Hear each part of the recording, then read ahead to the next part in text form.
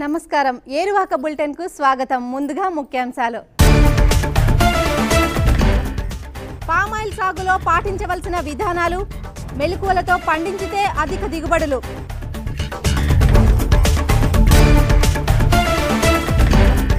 పుట్టగొడుగుల పెంపకంలో అనుసరించే పద్ధతులు, వాణిజ్య పంటగా పండించుకుంటే అధిక లాభాలు.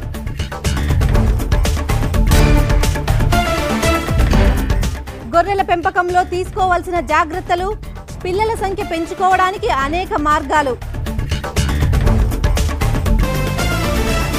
గ్రామీణ ప్రజలు ఎక్కువగా ఉపయోగించే నూనె పామాయిల్. దీన్ని అధికంగా తీర ప్రాంతాల్లో పండిస్తారు.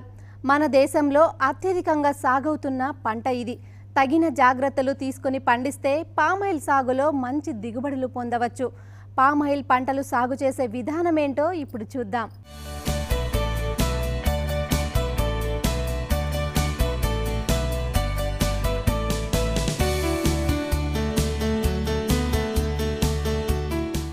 ప్రపంచంలో అత్యధికంగా పంట నూనె దిగుబడి వస్తున్న పంట పామాయిల్.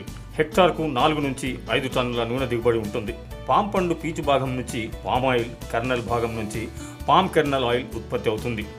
ఆంధ్రప్రదేశ్ రాష్ట్రంలో సుమారు 60% విస్తీర్ణంలో ఆయిల్ పామ్ గెలలు ఉత్పత్తి అవుతున్నాయి. ప్రతి సంవత్సరానికి 4 లక్షల మెగాటన్నుల ముడి పామాయిల్ దిగుబడి అవుతోంది. ఆంధ్రప్రదేశ్ రాష్ట్రంలో కోస్తా తీర ప్రాంతంలోని నెల్లూరు నుంచి శ్రీకాకుళం వరకు ఉన్న మెట్ట ప్రాంతాల్లోని అన్ని రకాల నేలల్లో ఈ తోటలను పెంచవచ్చు. తేమ కలిగి మురుగునీరు పోయే సౌకర్యం ఉన్న లోతైన ఒండ్రు నేలలు పామాయిల్ సాగుకు అనుకూలంగా ఉంటాయి. క్షారగుణం, ఉప్పు ఉన్న సముద్ర తీర ఇసుక నేలలు వీటి సాగుకు పనికిరావు.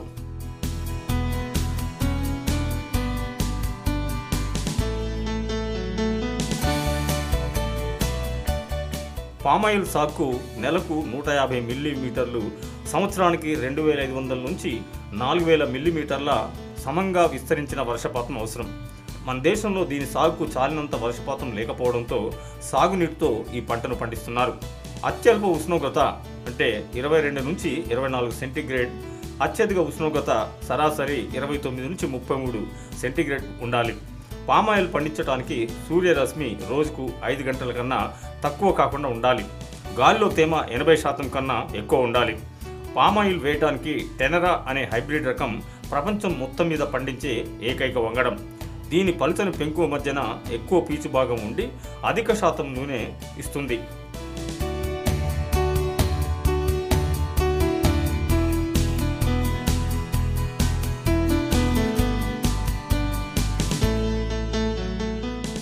ఆయిల్ పామును ఏ కాలంలోనైనా నాటుకోవచ్చు. వర్షాకాలంలో జూన్ నుంచి డిసెంబర్ మధ్యకాలం దీని సాగుకు అనుకూలంగా ఉంటుంది. వేసవిలో సాగు చేయాలనుకుంటే ఎండను తట్టుకోవడానికి సమృద్ధిగా నీరు అందించాలి. 12 నుంచి 14 నెలల వయసు ఉండి 1 నుంచి 1.3 మీటర్ల ఎత్తు, 13 ఆకులతో ఆరోగ్యంగా ఉన్న మొక్కలను నాటుకోవాలి. 24 నెలల వయసున్న మొక్కలను కూడా నాటుకోవచ్చు. హెక్టార్కు 143, ఎకరానికి 57 మొక్కలు ఉండాలి. 60 x 60 x 60 సెంటీమీటర్ల గుంతలు తీసి వాటి మధ్య 9 x 9 x 9 మీటర్ల త్రిభుజాకార పద్ధతిలో గుర్తులు పెట్టాలి. నాటేటప్పుడు మాత్రమే మొక్కలను నర్సరీల నుంచి తీసుకురావాలి. గుంత అడుగున 250 గ్రాముల డిఏపి లేదా 250 గ్రాముల రాక్ ఫాస్ఫేట్, 50 గ్రాముల ఫోరెట్ వేసి మట్టితో కలపాలి. పాలిథిన్ సంచిని నిలువుగా కోసి మట్టితో సహా మొక్కను గుంతలో నాటాలి. నేల ఉపరితలం నుంచి 25 సెంటీమీటర్ల లోతు వరకు మట్టితో నింపాలి.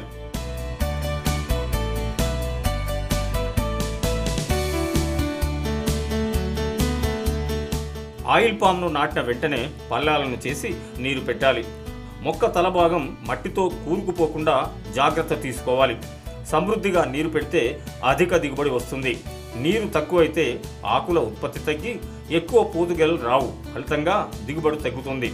3 సంవత్సరాల వయస్సు మొక్కలున్న పంటకు రోజుకు 150 లీటర్లు నీరు కావాలి. పెద్ద తోటలకు వేసవిలో రోజుకు 200 లీటర్ల నీరు ఇవ్వాలి. నేల తేమను బట్టి, చెట్టు అవసరాన్ని బట్టి నీరు పెట్టాలి. తేలిక నేలల్లో ఎక్కువ సార్లు తక్కువ పరిమాణంలో నీరు పెట్టాల్సి ఉంటుంది. గట్టి నేలల్లో తక్కువ సార్లు ఎక్కువ పరిమాణంలో నీరు ఇవ్వాలి. దీనివల్ల నీటి వృధాను అరికట్టుకోవచ్చు. పామాయిల్ను మాగాణుల్లో సాగు చేస్తే అవసరాన్ని బట్టి అక్కడక్కడ కాలువలు తవ్వి మురుగునీరు పోయే సౌకర్యం కల్పించాలి.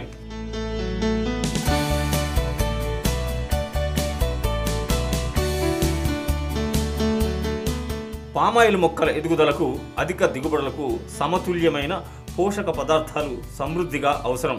నాటిన మొదటి సంవత్సరం ఒక్కో మొక్కకు 870 గ్రాముల యూరియా, 1250 గ్రాముల సింగిల్ సూపర్ ఫాస్ఫేట్, 667 గ్రాముల మ్యూరేట్ ఆఫ్ పొటాష్, 125 గ్రాముల మెగ్నీషియం సల్ఫేట్ వేసుకోవాలి. రెండవ సంవత్సరము 1740 గ్రాముల యూరియా, 2500 గ్రాముల సింగిల్ సూపర్ ఫాస్ఫేట్, 1333 గ్రాముల మ్యూరేట్ ఆఫ్ పొటాష్, 250 గ్రాముల మెగ్నీషియం సల్ఫేట్ వేయాలి. ఇక పంట నాటిన మూడవ సంవత్సరం 2610 గ్రాముల యూరియా, 3750 గ్రాముల సింగిల్ సూపర్ ఫాస్ఫేట్, 2 కిలోల మ్యూరేట్ ఆఫ్ పొటాష్, 500 గ్రాముల మెగ్నీషియం సల్ఫేట్ ఒక్కో మొక్కకు వేసుకోవాలి. హెక్టార్కు 20 నుంచి 25 టన్నుల దిగుబడినిస్తూ 5 సంవత్సరాల నుంచి 6 సంవత్సరాల వయసు ఉన్న తోటలకు సిఫారసు చేసిన దానికంటే 20% ఎక్కువ మోతాదులో ఎరువులు వేయాల్సి ఉంటుంది. బోరాన్ లోపం ఉంటే ఒక్కో చెట్టుకు సంవత్సరానికి 100 గ్రాముల బోరాన్ వేయాలి. ఎరువులు వేసిన వెంటనే పంటకు నీరు పెట్టాలి.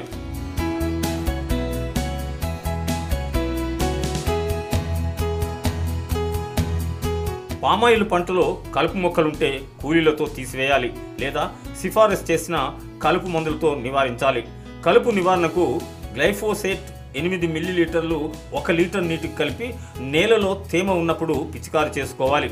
2,4-D, 2,4,5-T, హాలోజినేటెడ్ ఆలిఫాటిక్ ఆమ్లాలు, డాలెపాన్, TCA వంటి కలుపు మందులను అసలు వాడొద్దు. ఇవి పంటలపై దుష్ప్రభావాన్ని చూపుతాయి. పామాయిల్ పంటలో మొక్కల మధ్య ఎక్కువ దూరం ఉంటే మొదటి 3 సంవత్సరాలు అంతర పంటలు పండించి ఆదాయం పొందవచ్చు. పొట్టి అరటి, పూల మొక్కలు, పొగాకు, మిర్చి, పసుపు, అల్లం, అనాసలను పామాయిల్లో అంతర్భాగంగా సాగు చేసుకోవచ్చు.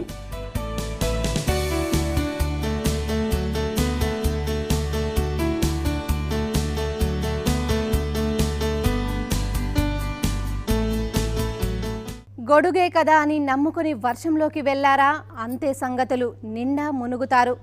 అందంగా ఉండి జేమ్స్ బాండ్లా ఫోజులు కొడుతుంది. దీన్ని ఎక్కడ పడితే అక్కడ చూడలేం.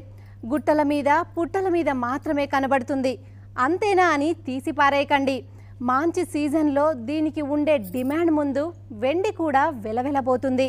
ముత్యపు చిప్పలా, గొడుగుగా, పడవగా, పిల్లవాని టోపీలా మనల్ని దోచుకునే దాని సంగతులేంటో ఇప్పుడు చూద్దాం.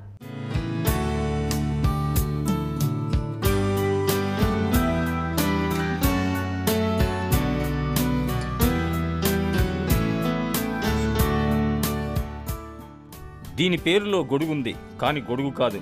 మరేంటంటారా? పుట్టగొడుగు. ఆసియా దేశాల్లో వేల సంవత్సరాలుగా పుట్టగొడుగుల్ని గుట్టల మీద సాగు చేస్తున్నారు. పల్లె ప్రాంతాల్లో లాభదాయకమైన కుటీర పరిశ్రమ పుట్టగొడుగుల పెంపకం. పుట్టగొడుగులు మంచి బలవర్ధకమైన ఆహారం. దీని కూర, సూప్ చాలా రుచిగా ఉంటాయి. పుట్టగొడుగుల్ని కూరగా, సలాడ్గా, సూప్గా, ఇతర కూరలతో కలిపి వండుకోవచ్చు. ఇది మంచి పోషకాహారం. వీటిలో ఉండే క్రిటాడినైన్ కాలేయానికి అవసరమైన కొవ్వును అందిస్తుంది. పుట్టగొడుగు క్యాన్సర్ని నియంత్రిస్తుంది. ముఖ్యంగా రొమ్ము క్యాన్సర్ను అడ్డుకుంటుంది. ఇది జలుబు, ఫ్లూ, సైనస్ సమస్యలను అరికడుతుంది.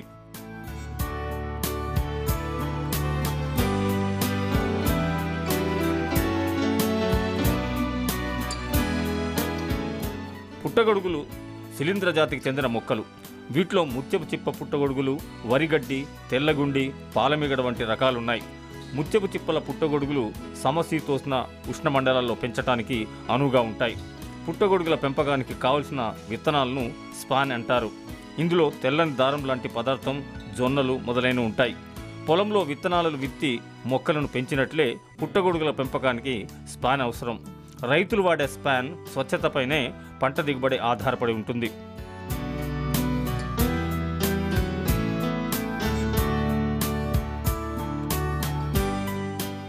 పుట్టగొడుగుల సాగుకు కొన్ని వసతులు సమకూర్చుకోవాలి. ఒక పాక లేదా గది, వెదురు లేక చెక్క లేక ఇనుముతో చేసిన అరలు ఏర్పాటు చేసుకోవాలి. విత్తనం కోసం 60 సెంటీమీటర్ల పొడవు, 30 సెంటీమీటర్ల వెడల్పు, 70 నుంచి 100 కేజీల మందం ఉన్న ప్లాస్టిక్ సంచులు, ప్లాస్టిక్ ట్రేలు, గోతం పట్టాలు, డెటాల్ ద్రావణం అవసరం ఉంటాయి. వీటి పెంపకానికి తల్లి స్పాన్, ప్రెషర్ కుక్కర్, 5x6x7 విస్తీర్ణంలో ఇనాక్యులేషన్ ఛాంబర్, అతినీల లోహిత బల్బు, జొన్నలు లేదా గోధుమలు, జొన్నలు ఉడకబెట్టేందుకు పెద్ద పొయ్యి, పెద్ద పాత్ర, గ్లూకోజ్ లేదా సెలైన్ సీసాలు, నీటిని పీల్చని దూది, సారా దీపం, ఇనాక్యులేషన్ నీడిల్, కాల్షియం కార్బోనేట్ లేదా చాక్ పౌడర్, లిండెన్ పొడి, దారం, రబ్బర్ బ్యాండ్స్ సమకూర్చుకోవాలి.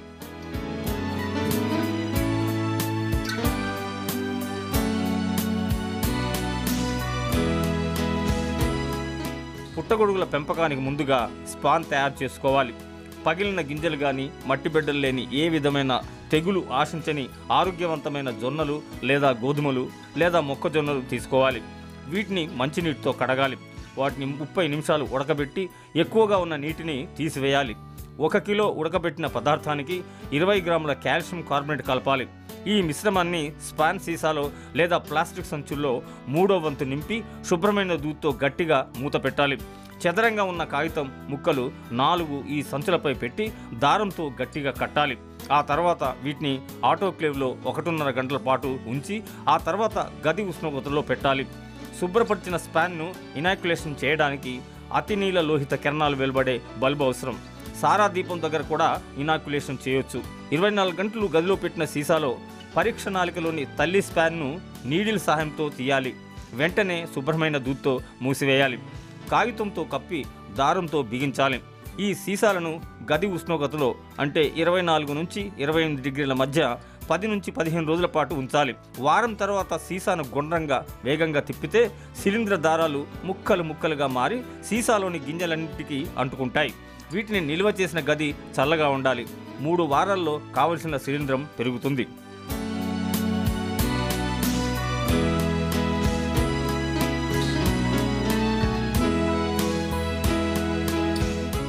తయారు చేసుకున్న స్పాన్ సిల్కులా నిగనిగలాడుతూ ఉంటుంది. ఎండుగడ్డిని 3 నుంచి 4 సెంటీమీటర్లు పొడవుగా ముక్కలు ముక్కలుగా చేసి మంచినీటిలో 12 నుంచి 14 గంటలు నానబెట్టాలి.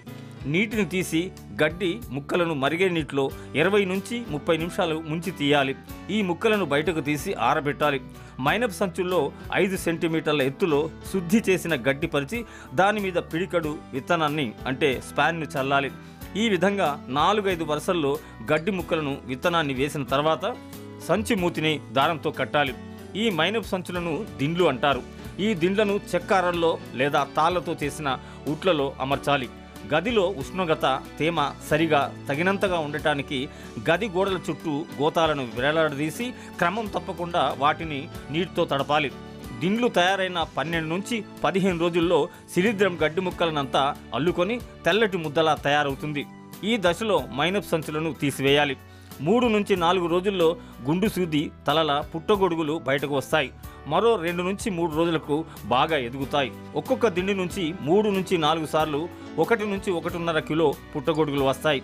పంట అయిపోయిన తర్వాత దిండ్లను ఎరువుగా వాడుకోవచ్చు.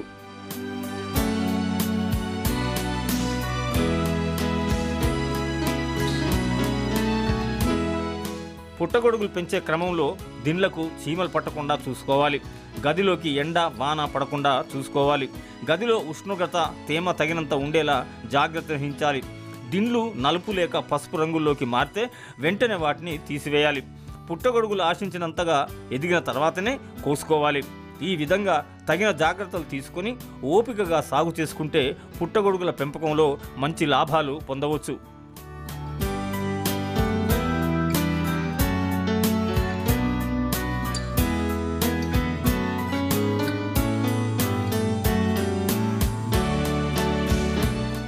ఏరువాకలో చిన్న విరామం.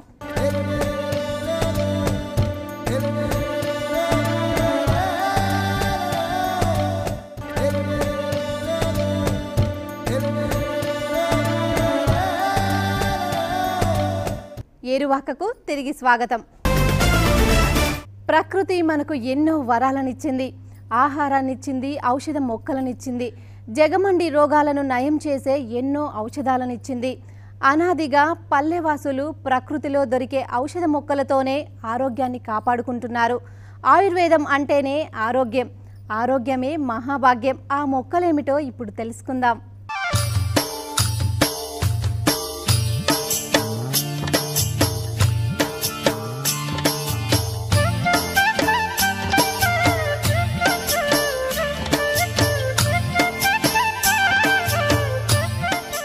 అనాదిగా గ్రామీణ ప్రాంతంలోని ప్రజలు సహజ సిద్ధంగా దొరుకుతున్న ఔషధ మొక్కలు చెట్లతోనే వ్యాధులను నయం చేసుకుంటున్నారు. దీర్ఘకాలిక రోగాలను సైతం ఆయుర్వేద మందులతోనే బాగు చేసుకుంటున్నారు. ఆరోగ్యాన్ని కాపాడడంలో అనేక రకాల మొక్కలు మనకు అందుబాటులో ఉన్నాయి. ఆయా మొక్కల్లో ఉండే ఔషధ గుణాలు తెలుసుకుని ఆ మొక్కలను పెంచుకుంటే తగిన ఆదాయం వస్తుంది. రైతులు వాణిజ్యపరంగా ఈ ఔషధ మొక్కలు చెట్లను పెంచుకుంటే ఆర్థిక పుష్టి కలుగుతుంది.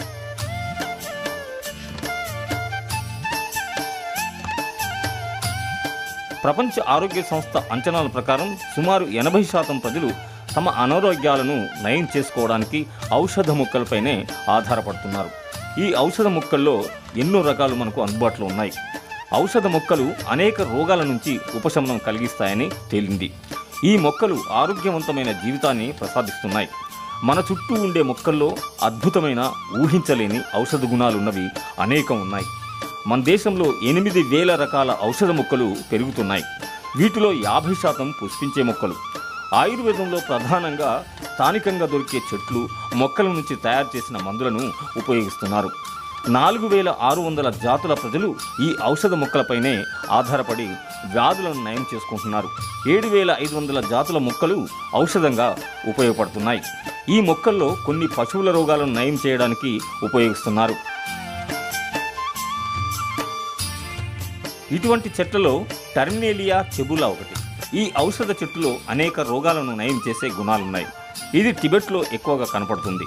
ఆయుర్వేదంలో చెబులాని కింగ్ ఆఫ్ ద మెడిసిన్గా భావిస్తారు. దీనిలో అద్భుతమైన ఔషధ గుణాలున్నాయి. దీన్ని అనేక రోగాలను నయం చేసే లక్షణాలున్న చెట్టుగా చెప్పుకుంటారు. ఇది మనిషి శరీరంలోని వ్యర్థ పదార్థాలను తొలగించే గుణం కలిగి ఉంది. దీని కాయలు కణజాల వృద్ధికి బాగా పనిచేస్తాయి. టర్మినేలియా చెబులా హెచ్ఎస్వి వైరస్ని సమూలంగా అరికడుతుందని ఆధునిక వైద్య రంగం గుర్తించింది. ఇది యాంటీ బ్యాక్టీరియాగాను పనిచేస్తుంది. అంతేకాకుండా గుండె సంబంధిత వ్యాధుల నుంచి ఉపశమనం కలిగిస్తుంది. దీనిలో యాంటీ ఆక్సిడెంట్ పదార్థాలు పుష్కలంగా ఉన్నాయి. ఇది కణజాల జీవిత కాలాన్ని పెంచుతుంది. ఇన్ని గుణాలున్న చెబులాని ఔషధ మొక్కలన్నింటిలో అద్భుతమైన ఆరోగ్యాన్ని ప్రసాదించే చెట్టుగా పరిగణిస్తారు. ఇది జీర్ణ వ్యవస్థని ప్రభావితం చేసి అరుగుదలను పెంచుతుంది. దీని కాయలో ఉండే నీరు కళ్ళను చల్లబరుస్తుంది, కంటి చూపును మెరుగుపరుస్తుంది.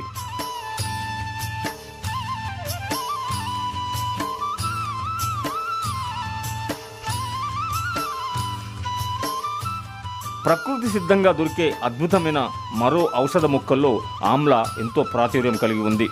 దీని శాస్త్రీయ నామం ఇంబ్లికా అఫిసినాలిస్. దీన్ని ఇండియన్ గూస్బెర్రీగా పిలుస్తారు. దీన్ని తెలుగులో ఉసిరి అంటారు. ఇది యూనాని ఆయుర్వేద వైద్యంలో ఎక్కువగా ఉపయోగపడుతుంది. ఈ చెట్టు ఔషధంగానే కాకుండా టానిక్గా పనికి వస్తుంది. ఈ టానిక్ పునరుత్పత్తి ప్రక్రియను ఉత్తేజపరుస్తుంది. దీని కాయలో ఎన్నో పోషక విలువలున్నాయి. ఉసిరికాయలో విటమిన్ సి 60% వరకు ఉంటుంది. దీంతో పాటు అమైనో ఆమ్లాలు, ఖనిజ లవణాలు పుష్కలంగా ఉంటాయి. దీని కాయల నుంచి తీసిన రసం అతిసార వ్యాధి, పచ్చకామర్లు, కడుపులో అజీర్తిని తగ్గించడానికి ఉపయోగిస్తారు. ఈ చెట్టును హిందువులు విష్ణుదేవుడి స్వరూపంగా భావిస్తారు. మన దేశంలోని ఆయుర్వేద వైద్యంలో ఎండిన తాజా ఉసిరికాయలను ఉపయోగిస్తున్నారు. ఈ కాయలను అనేక రకాల పదార్థాల తయారీలో వాడుతారు. ఈ చెట్టు కాయలు, ఆకులు, బెరడు, పూలు, వేర్లు ఔషధంగా పనికి వస్తాయి. అన్ని దోషాలను నివారించడానికి ఉపయోగపడుతుందని ఆయుర్వేద వైద్యులు చెప్తారు. ప్రాచీన కాలం నుంచి ఆయుర్వేద ఔషధంగా వాడుతున్న చ్యవన్ప్రాష్లో అధికంగా ఉండేది ఈ ఉసిరికాయ గుజ్జే.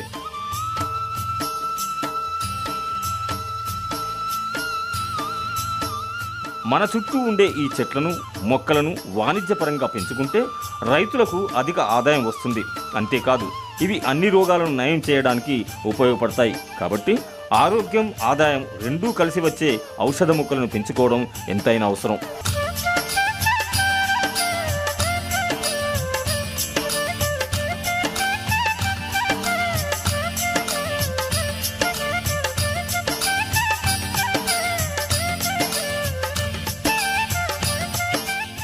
గొర్రెలకు మార్కెట్లో ఎప్పుడూ డిమాండ్ ఉంటుంది.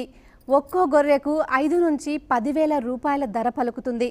అందుకే గొర్రెలను పెంచుకుంటే అధిక లాభాలు వస్తాయి. అయితే గొర్రెల మంద త్వరగా పెరగడానికి కొన్ని మెలకువలు పాటించాలి. అప్పుడే ఈ జీవాల పెంపకం కలిసి వస్తుంది.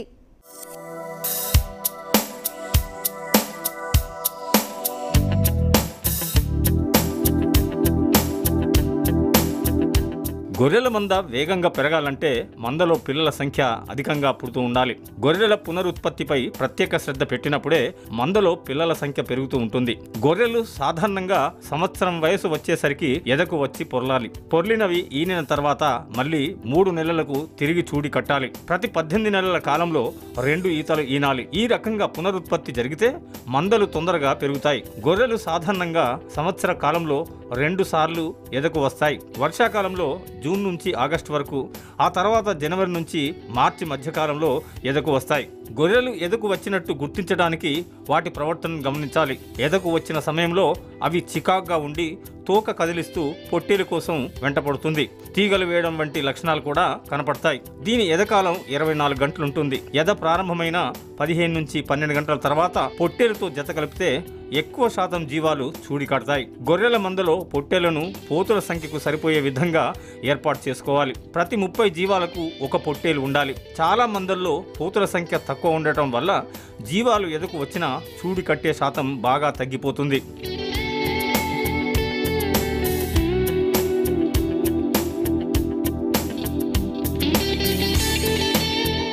మందలో పోతును ప్రతి 2 సంవత్సరాలకు ఒకసారి తీసివేయాలి. దాని స్థానంలో కొత్త పోతును తీసుకువచ్చి మందలో కలపాలి. ఇలా చేస్తే గొర్రెల పునరుత్పత్తి, పెరుగుదల సామర్థ్యం పెరిగి మరణాల శాతం తగ్గుతుంది. లేకుంటే జన్యు సంబంధిత వ్యాధులు వస్తాయి. వ్యాధి నిరోధక శక్తి తగ్గుతుంది. పెరుగుదల శాతం పడిపోయి మంద వృద్ధి రేటు క్షీణిస్తుంది. అందుకే పోతును సగం మంద బలం అంటారు. చూడి గొర్రెలను పోతు ఉన్న మంద నుంచి వేరు చేయాలి. దానికి ప్రత్యేకంగా మేత, నీరు పెట్టాలి. చూడి దశలో నీరసంగా ఉన్న గొర్రెలకు షార్కోఫెరాల్, మల్టీస్టార్ వంటి మందులను రోజుకు 10 మిల్లీలీటర్ల వంతున తాగించాలి. చూడి గొర్రెల్లో నట్టల నివారణకు ఆల్బెండజల్ మందులు వాడొద్దు. వీటిని వాడినట్లయితే గొర్రెల్లో పిండ మరణాలు పెరిగి గొర్రెలు వట్టిపోతాయి.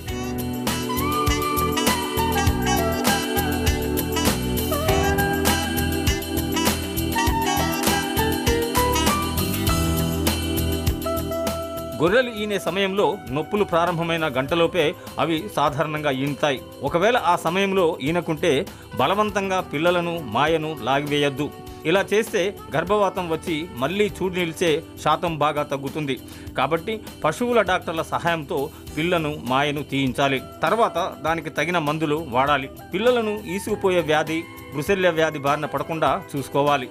ఆ వ్యాధులు వచ్చిన గొర్రెలను మంద నుంచి తొలగించాలి. లేకుంటే అన్ని జీవాలకు ఈసుకుపోయే వ్యాధి వచ్చి మందలో గొర్రెల సంఖ్య తగ్గిపోతుంది. అంతేకాకుండా ఈ వ్యాధి మనుషులకు కూడా సోకుతుంది.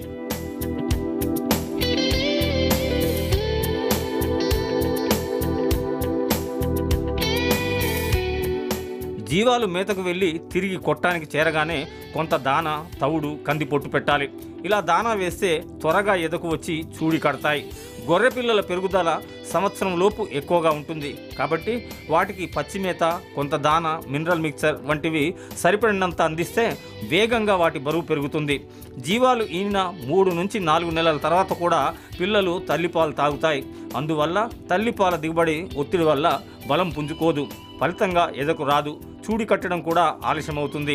పిల్ల గొర్రెలకు పాలు మాన్పించి పచ్చి మేత, దానాను అలవాటు చేయాలి. పిల్లలు గొర్రెలకు క్రమం తప్పకుండా PPR, చిటుక వ్యాధి నివారణకు టీకాలు వేయించాలి.